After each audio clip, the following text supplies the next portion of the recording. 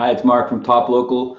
We're here with Bernie Pawlik, Pawlik Automotive in Vancouver, 18-time winners of Best Auto Repair in Vancouver as voted by their customers, and Vancouver's best auto service experience. How you doing, Bernie?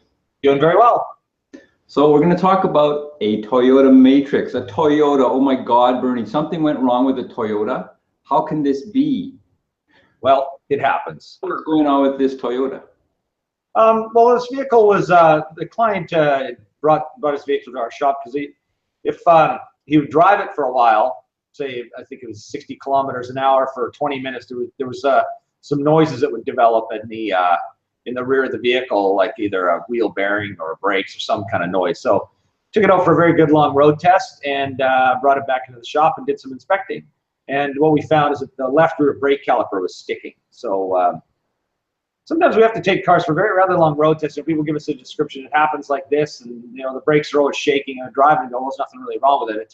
Sometimes it takes a while to actually get things to occur. So, anyways, in this case, definitely the left rear brake caliper was sticking. What was causing the brakes to stick? Basically, moisture will just get into the brake caliper, and sometimes it'll cause it'll cause the piston to start sticking and seizing. So it's it happens from time to time.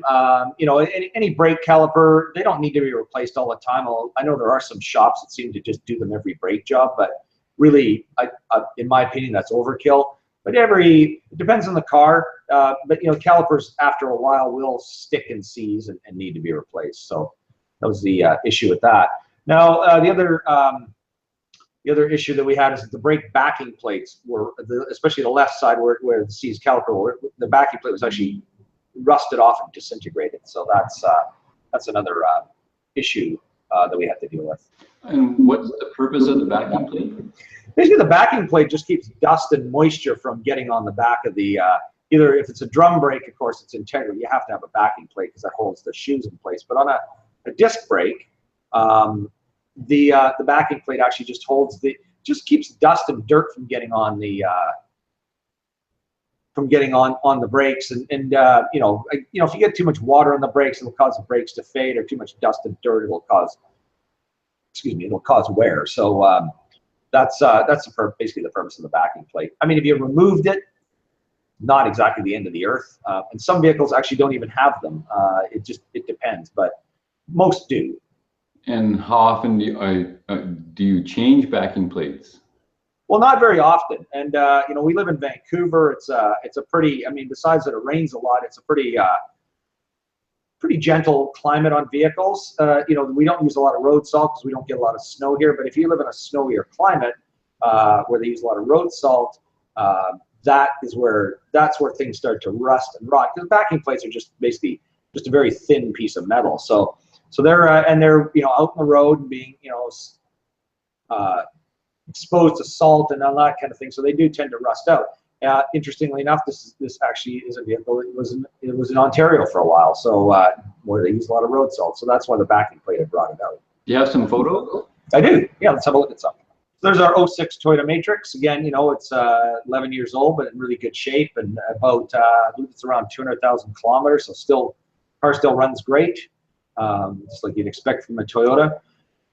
Onto the backing plates. On the right is a brand new from Toyota backing plate, which wasn't actually a lot of money, which is a very, very well priced part. And there is what's left of the old one. Now, this vehicle has the parking brake as a shoe brake for the parking brake. It has disc brakes that do the regular braking, so they're separated. A lot of vehicles use the rear brake caliper actually acts as the parking brake as well, so it makes the caliper more complicated, but you don't have the brake shoes. Anyway, so this backing plate comes complete with now this part here is still intact where the parking brake shoes sit because it's a very thick piece of metal, so it takes a lot for this one to rust out. But the tin, the piece that sort of keeps the dust and dirt off the rotor was pretty much gone, with the exception of the little piece here. And on the right-hand side, it was starting to break apart as well. So that's why we replaced it all. So I know you speak very highly of Toyotas. You convinced me to buy one.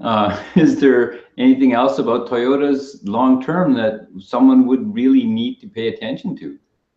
Not really. I think the key with Toyotas, a lot of times bad maintenance kills them. I mean, they're not perfect cars, and they seem to keep getting better and better every year. Like it seems like with almost all brands of cars, more reliable. But it just, again, the key is just proper maintenance, regular oil changes, regular service, regular inspections. It'll keep the car going well. But there's really nothing I can say about a Matrix that other than good things. It's a good, reliable car.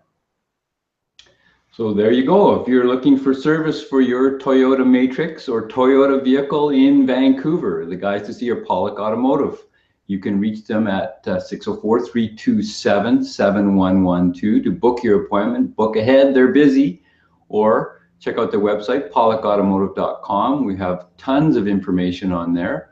Or our YouTube channel, Pawlik Auto Repair. You can see hundreds of videos on there from many years of cars and repairs. Thanks, Bernie.